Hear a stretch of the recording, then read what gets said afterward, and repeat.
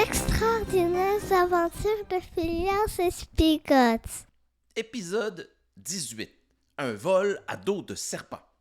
Quel incroyable spectacle attendait les quelques oiseaux matinaux qui, ce matin-là, avaient pris la décision de chanter au pied des grandes chutes de l'île mystérieuse. C'est en effet derrière ces grandes chutes que débouchait le dédale de galeries souterraines et cénotées que nos trois amis avaient arpenté de peine et de misère avant de faire la rencontre du serpent à plumes. C'est donc la forme gigantesque du grand serpent lui-même qui émergea du rideau des grandes chutes, tel un bouchon de champagne projeté au ciel, avec sur son dos Phileas, Spigott et Raton, ainsi que ce pauvre Montezuma, ligoté comme un saucisson et projeté sur le dos du serpent tel un vulgaire pactage.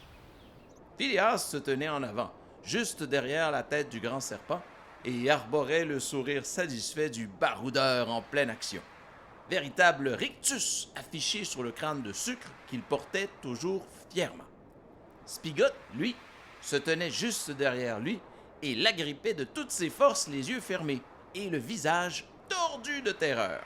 Raton, quant à lui, semblait plutôt relaxé en profitant de la vue.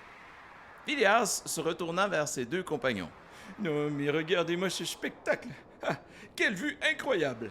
Quelle rafraîchissante traversée de la chute!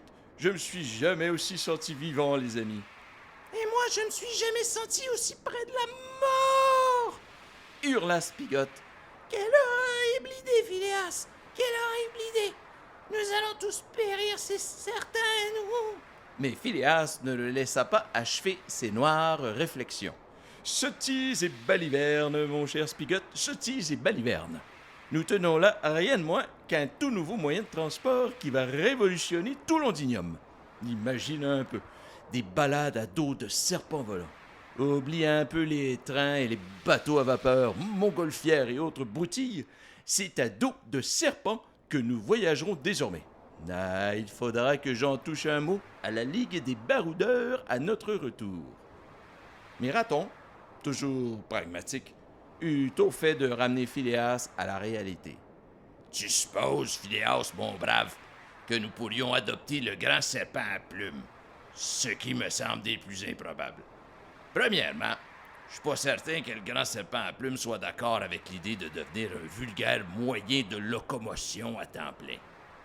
Ensuite, tu oublies qu'il y a un brillant avenir qui l'attend comme attraction principale au zoo de Londinium. Bien que, en y réfléchissant un petit peu, je suis d'avis que ça devrait pas trop lui plaire non plus. » Phileas prit un air sérieux. « Tu as raison, Raton. La voix de la sagesse, comme toujours. Ah, à ce sujet, je commence à me demander si ce que nous faisons là est bien la bonne chose à faire.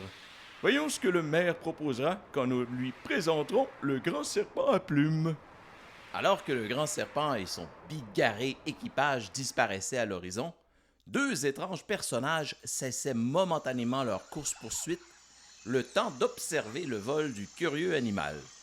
Il s'agissait, vous vous en douterez sûrement, du géant The Breeze et du vieux flibustier qui n'avaient eu cesse de se poursuivre tout ce temps. Une fois le grand serpent à plumes disparu à l'horizon, les deux hommes reprirent leur course et certaines légendes prétendent qu'ils se poursuivent encore à ce jour sur l'île mystérieuse. Après quelques heures de vol, excitantes pour Phileas, terrifiantes pour Spigott, les côtes du grand continent apparurent à l'horizon, et peu de temps après, cette grande métropolis qu'est Londinium, nichée au creux d'une vallée traversée par la Traverse, ce grand fleuve paresseux reliant la ville à l'océan. Le soleil se couchait paisiblement à l'horizon et mettait en valeur cette étrange couleur d'ocre si particulière au brouillard qui enveloppait la ville en permanence. « Nous allons bientôt entamer notre descente », annonça à voix haute Phileas, qui n'avait cessé durant tout le trajet de s'entretenir avec le grand serpent à plumes.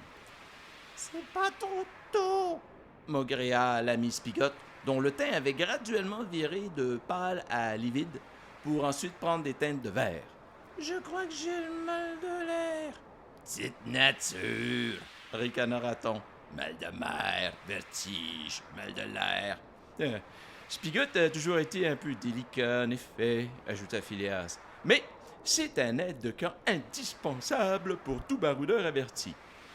Dois-je une fois de plus te rappeler, Phileas mon cher, que je ne suis ni ton aide de camp, ni ton secrétaire personnel, ni quoi que ce soit dans le genre, mais bel et bien un baroudeur à part entière, tout comme toi. Ton associé, Phileas. Je suis ton associé. Oui, bon, très bien, c'est l'habitude, sans plus, mon cher Spigot, sans plus. Bouclez vos ceintures, messieurs, nous descendons.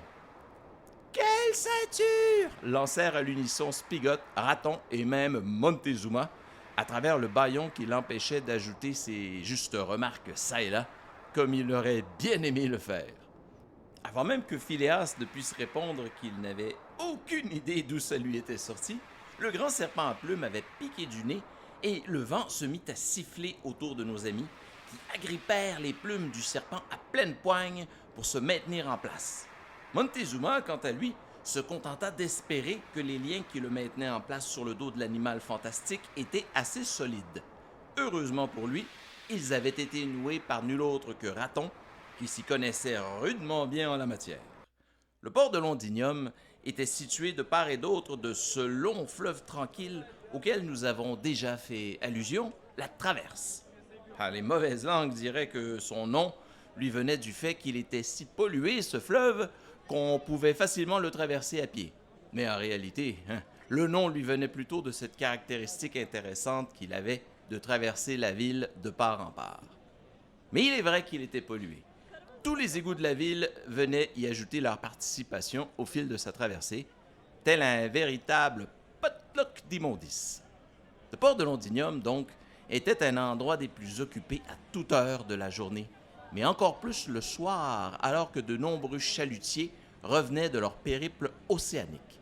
C'est donc une foule de débardeurs, marins, marchands, pêcheurs et autres individus de la mer qui eurent la chance incomparable de voir arriver cette étrange créature volante qu'ils n'avaient jamais vue auparavant, fendre le ciel et voler à basse altitude en suivant le fil du fleuve.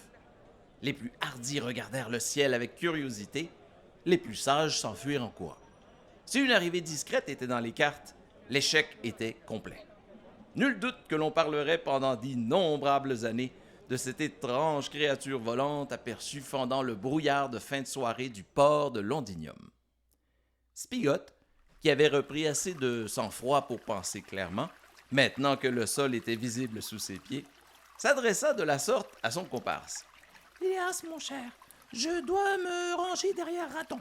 En effet, je doute fort que le grand serpent à plumes soit d'accord de passer le reste de ses jours dans une cage au zoo de Londinium en tant qu'attraction principale. » Jusqu'à la fin des temps, tu veux dire, précisa Phileas. C'est un animal fantastique, après tout, il est éternel. Pire encore, alors jamais il sera d'accord. Bien sûr que non.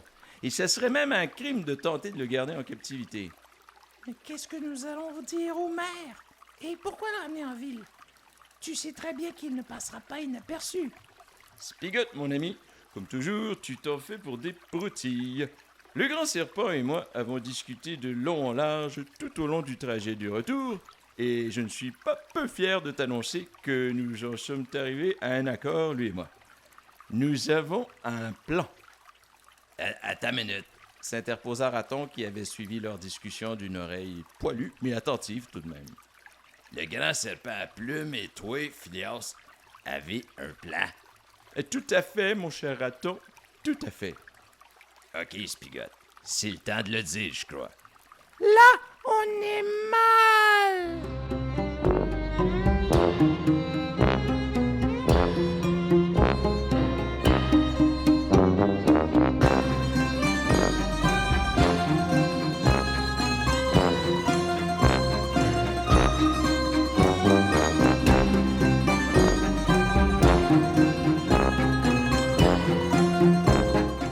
Les extraordinaires aventures de Phileas et Spigot est un podcast produit avec amour par Martin Hanfield. Écrit et joué par Martin Hanfield. Avec les judicieux conseils de Fred Zipnet.